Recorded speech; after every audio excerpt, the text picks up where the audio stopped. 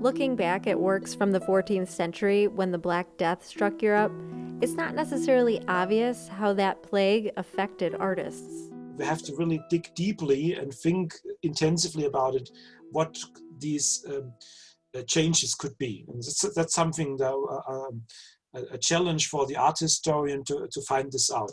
For Stories from Storage, curator of medieval art Gerhard Lutz selected a delicate sculpture, likely from France, depicting the Virgin Mary and Child. The connection is probably that people reacted in a different way than you would expect. So they kept traditions, they were interested in beautiful forms, somewhere an answer to the catastrophe which happened in Europe at the time. Religious art like this was also popular to finance at the time.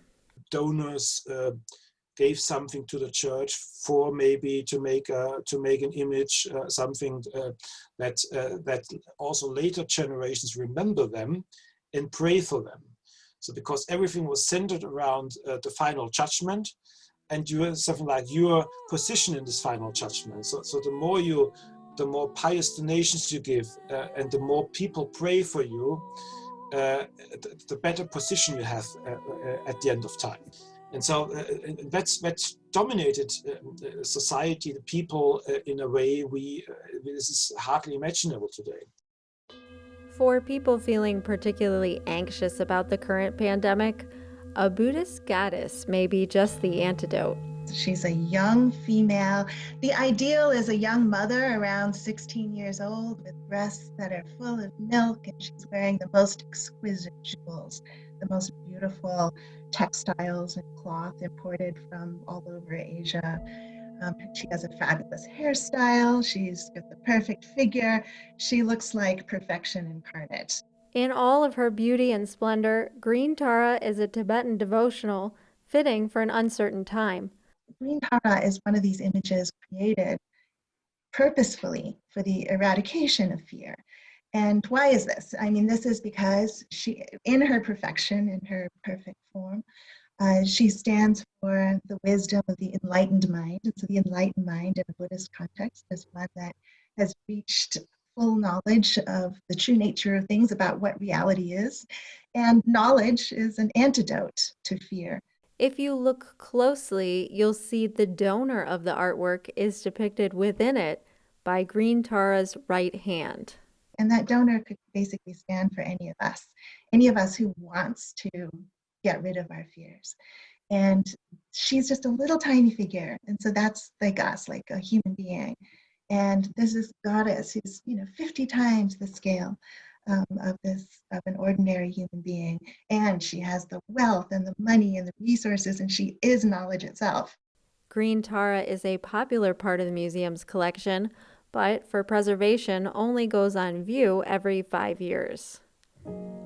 A contemporary painting selected for Stories from Storage centers on a closed laundry business, something that struck as familiar to associate curator Nadia Rivera Fala. I had this aha moment of thinking, cities, here's this storefront on Fifth Avenue in Chinatown in New York City on Fifth Street, and it's empty. It's totally devoid of people. Isn't this so similar to the images of cities that we're seeing now because of the pandemic? In the painting by artist Martin Wong, a New York City laundry shop has closed.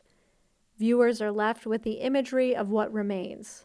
So it's kind of a record of a time in 1980s Chinatown, New York.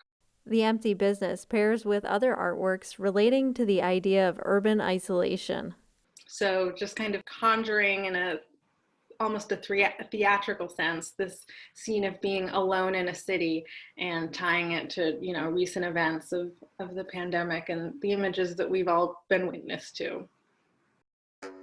In isolation, people look for comfort and healing, which is behind the selection of this 18th century Korean white jar. There's no decoration, just white. But when you look at it, it's not symmetrically round, it's asymmetrical. The jar's imperfections may just be its virtue. So when you actually compare to the ceramic pieces in other collections, they all strive for perfect symmetry and impeccable glaze. But this jar is not at all, far from being perfect. And I felt this is very humane. Sometimes when I look at the ceramics, other collection, it's like, who made this? Is a human being really made this? But this jar is surely human being made this jar. And also it seems like it has a soul that listens to us and understand our imperfectness. This jar was created in a time when Korea was also experiencing famines, and curator Sua McCormick says the jar's minimalist white color is more than an artistic choice. It actually is about artistic sustainability. The complete absence of a cobalt blue, underglaze cobalt blue is related to this economic crisis at the time because there is no resources to buy expensive cobalt blue.